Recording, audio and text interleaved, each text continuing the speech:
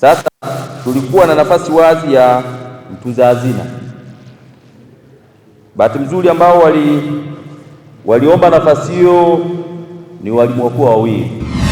Yes, naam, tayari tumeingia ndani ya ukumbi huu wa jengo hili la halmashauri hapa Masasi mjini, na sasa hivi unavyoona ni zoezi la upigaji kura.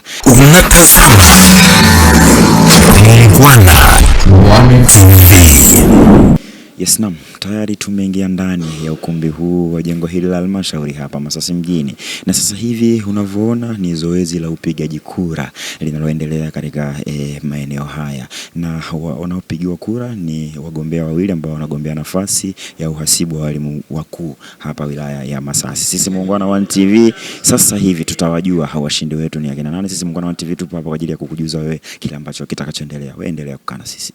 Kwa majina naitwa Sheila Ali Mapota, ni mwalimu mkuu wa shule ya awali na msingi Southern Hill. Nimekuja hapa mbele yenu kwa ajili ya kuomba kura kuwa mweka hazina katika chama chetu. Nina imani ninaweza, nina uaminifu na uwajibikaji katika kutunza pesa za chama chetu. Naombeni kura zenu. Asante. Asante sana. Nafikiri kwa wanaonifahamu mimi ni church boy, yani mtoto wa kanisani. Kwa kuhusu uadilifu na kutunza pesa zenu, msiwe na hofu. Endapo nitapata nafasi ya kuwa mhasibu, pesa zenu zitakuwa mahali salama. Sasa tulikuwa na nafasi wazi ya mtunza hazina. Bahati nzuri ambao waliomba nafasi hiyo ni walimu wakuu wawili. Sasa kwa mamlaka nilionayo nataka nitangaze matokeo. Idadi ya wapiga kura walikuwa 98.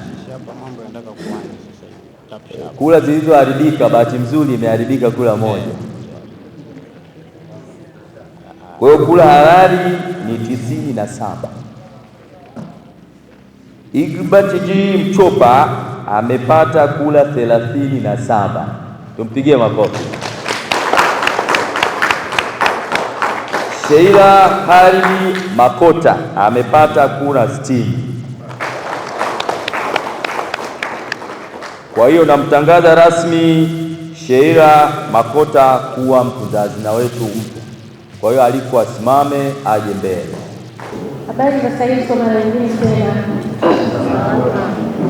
Na kwenda kuwashukuru kwa kuchagua kwa kura zenu. Tumefanya leo hazina. Lakini pia ni jukumu zito kwangu, lakini na imani kwa uwezo wa Mwenyezi Mungu nitaweza. Napenda kuahidi kuwa na ushirikiano, uaminifu, lakini pia uwajibikaji katika nafasi yangu. Ninachowaomba ni ushirikiano jamani.